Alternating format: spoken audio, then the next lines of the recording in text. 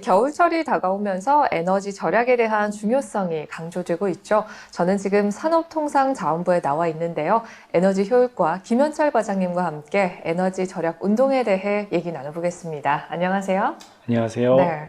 정부가 올 겨울 에너지 절약 운동을 펼칠 계획인데요. 그만큼 이 에너지 위기가 심각하다는 점을 의미하는 것 같아요. 현 상황이 어떤지 좀 정리해 주세요. 여러분 잘 아시다시피 러시아하고 우크라이나 간의 전쟁이 장기화되고 또 러시아가 이 에너지 천연가스를 무기화하면서 그 글로벌 에너지 가격이 급상승하고 있습니다. 작년 1분기에 비해서 올해 8월 달은 LNG는 5배 반, 5.5배, 유연탄은 4.7배 가량이 상승을 했고요. 네. 이런 상황에서 우리 경제는 에너지의 93%를 해외에 의존하고 있습니다. 특히 올해 3분기까지 원유, 가스, 석탄 등 3대 에너지원의 수입이 1,431억 달러를 기록하고 있는데요. 이것은 작년 전년 동기 대비 88%, 670억 달러 이상 증가한 수치입니다. 이로 인해서 3분기까지 289억 달러의 무역수지 적자를 기록하고 있습니다. 이 70년대 오일 쇼크에 준하는 에너지 위기라고 말씀드릴 수 있고요. 에너지 해외 의존도가 높은 상황에서 막대한 무역수지 적자가 초래되고 있고 또 최근 금리 상승과 맞물려서 환율에도 부정적 영향을 미치고 있어서 경제 전반에 어려움이 가중되고 있습니다. 특히 겨울철이 다가오면서 전례 없는 에너지 비상 상황이 우려되고 있어서 에너지 절약은 우리 경제의 생존을 좌우하는 절실한 과제가 되었습니다. 네, 아무래도 우리나라의 에너지 의존도가 높다 보니까 에너지 절약이 꼭 필요하다, 중요하다라는 생각이 드는데 이번 겨울철에 추진되는 에너지 절약 목표에 대해서 설명해 주세요. 네, 정부는 이번 에너지 위기가 상당 기간 지속될 우려가 있다고 보고 있습니다. 네. 이제는 에너지 절약을 위한 전 국민적 노력과 함께 경제 산업 전반을 에너지 저소비 고효율 구조로 전환해야 될 때라고 보고 있습니다. 네. 정부는 에너지 절약, 에너지 효율 혁신, 에너지 가격 기능 회복과 수요 효율화 유도 등 가능한 모든 정책 수단을 총동원해서 위기 극복과 우리 경제 산업의 체질 개선을 추진해 나가고자 합니다. 이를 위해서 올겨울 에너지 사용량의 10%를 절감을 목표로 해서 범국민 에너지 절약 캠페인을 전개해 나가고자 합니다. 공공, 산업, 민간 등 전 부문에서 에너지 절약을 실천하기 위한 노력입니다. 네, 이 에너지 절약 운동 정부가 시험을 할 텐데 정부와 공공기관에서 솔선수범해야 되지 않느냐 이런 의견도 있을 것 같거든요.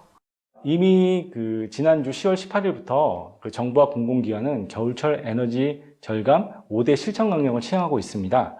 주요 내용으로는 건물 난방온도 제한, 그리고 겨울철 전력 피크 시간대에 난방기 순차 운유, 온풍기 전기 히터 등 개인 난방기 사용 금지 등에 있고요. 또한 기념탑 분수대 교량 등 공공기관에 설치된 경관 조명 소등, 그리고 업무 시간에는 30% 이상, 그리고 전력 피크 시간대에는 50% 이상 실내 조명을 소등하는 조치를 실시하고 있습니다. 공공기관이 올 겨울철 에너지 절약을 솔선수범한다는 측면에서요, 강력한 에너지 절감 조치를 이미 시행하고 있습니다.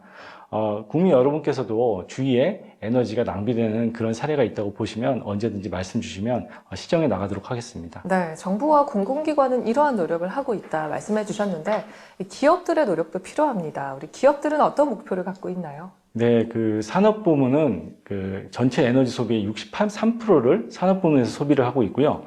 정유, 철강, 석유화학 등 상위 30대 기업이 산업부문 에너지 소비의 57%를 차지하고 있습니다.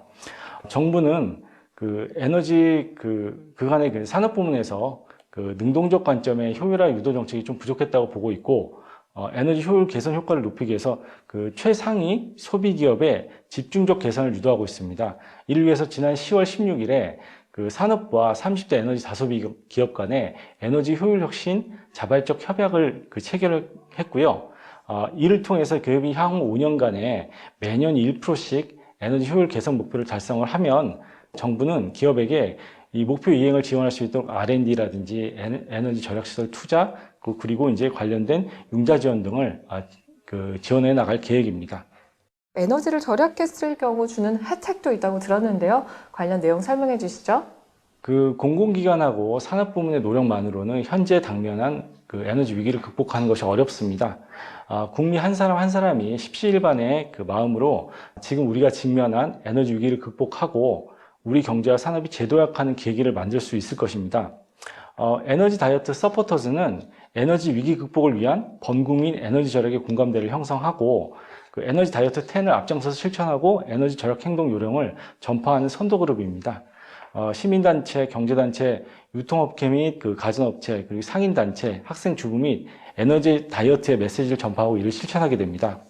가정에서도 그 전기와 도시가스를 절약하면 그 사용 요금의 일부를 돌려드리는 에너지 캐시백 제도도 연장, 확대 운영됩니다. 사실 이 겨울철이 되면 우리 취약계층을 향한 좀 걱정이 듭니다. 에너지 복지와 관련된 계획도 혹시 갖고 계신가요? 예, 그 에너지 가격이 급등하면서 국민들께서 에너지 사용 시에 그 경제적 부담이 높아지고 있습니다. 특히 겨울철이 다가오면서 취약계층의 난방 부담이 커지고 있어서 정부는 취약계층에 대한 에너지 복지 지원을 더욱 두텁게 하고자 합니다. 취약계층에 대해서는 그 에너지 바우처 예산으로 2,034억 원이 그 배정되었고 가구당 18.5만 원이 지원되고요. 연탄 쿠폰, 등유 바우처 등을 지원해서 에너지 비용 부담을 덜어드리고자 합니다. 에너지 효율 개선을 위한 시설 개체 지원에 약 1,000억 원이 지원되고 있습니다. 전기, 가스, 연료금도 할인해서 가계 부담을 덜어드리고 취약계층 고효율 가전 구매 지원 사업도 추진 중에 있습니다. 에너지 위기 상황에서 자칫 소홀해질 수 있는 에너지 취약계층에 대한 지원에 정부가 만전을 기하도록 하겠습니다.